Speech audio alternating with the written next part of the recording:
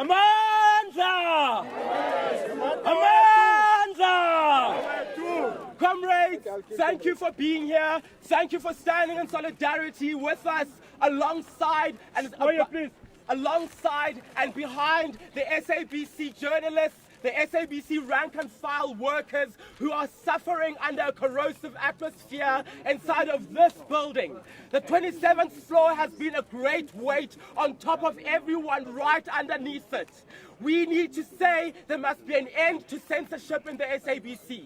How else are we supposed to be able to make informed decisions about who and how we vote for in this local government elections when Tshwane is burning, the SABC is not covering that, or when the president has been misbehaving and being delinquent in his behavior, there is no coverage of that on the basis of unlawfully revised editorial policies.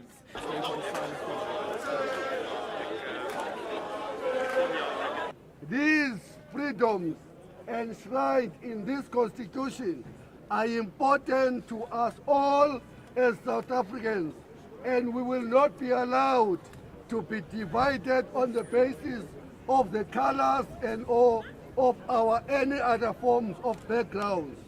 We will unite to defend this constitution.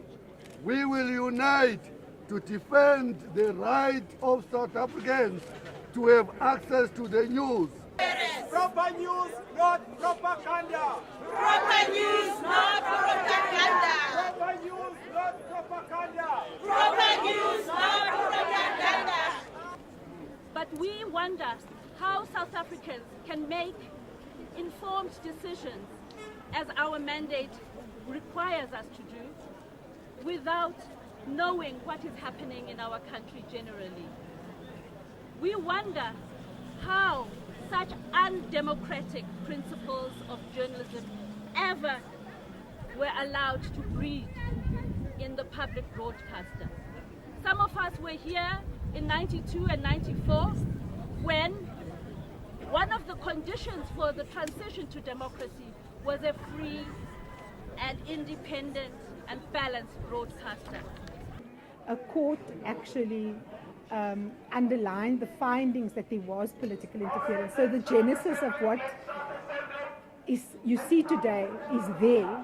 And so I'm here in solidarity with my colleagues for them to do their jobs. And more importantly, for the court's decision to be upheld that Cloudy's appointment is irregular. He should not be in this premises. We are a constitutional democracy. The decision of the court must be upheld. The board of the SABC, the shareholder, is obliged to adhere to the court hearing. If he wants to contest that outcome or appeal, he can do that in his own time.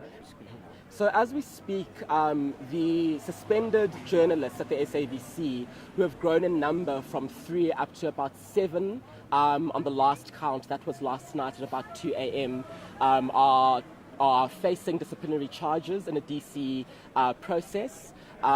They are also trying to argue for the postponement of the disciplinary hearings because they have not been afforded their right to legal representation and an opportunity to prepare for this hearing. There has been a deliberate campaign to capture the SABC, which is really the voice and the mirror of the nation. So when we capture when political elites capture the SABC, then they can also capture and control 7 million of the 12 million TV-owning households in this country, and probably the vast majority of the 15 million households in this country in terms of what they are led to believe is happening in the country.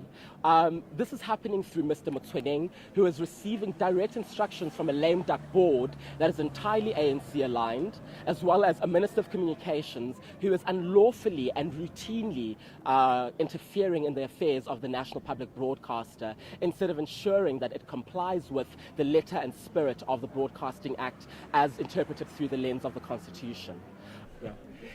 We are standing outside the entrance into the SABC Radio Park. Have been denied access. Our comrades, workers who have been suspended, are locked inside of this building, and we are being locked out of a public institution. Over and above the fact that this is a real security risk for the people who are inside, for the workers who are inside, and for our suspended comrades who are inside, this is also an outrageous and deliberate way of trying to delay our protest action against the SABC to the Constitutional Court.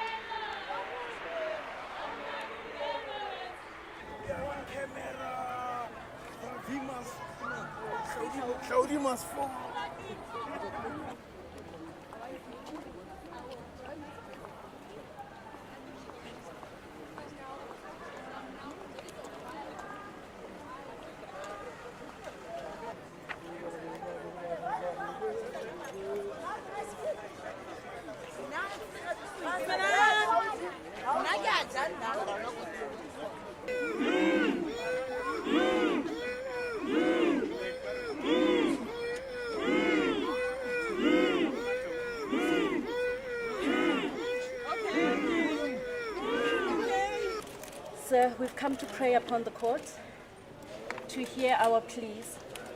Our freedom of expression rights in 16(1)(a) have been continuously violated by the public broadcaster.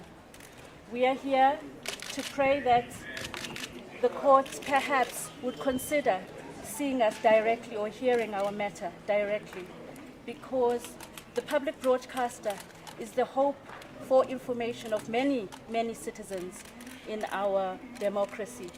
It is supposed to be that ballast of trust that the citizens have to make informed choices about how to exercise their democratic rights. You're most welcome. As the acting court manager, I will accept your memorandum, and I'll make sure that it will be handed over to the judges and the Chief Justice, of course. Thank you, sir.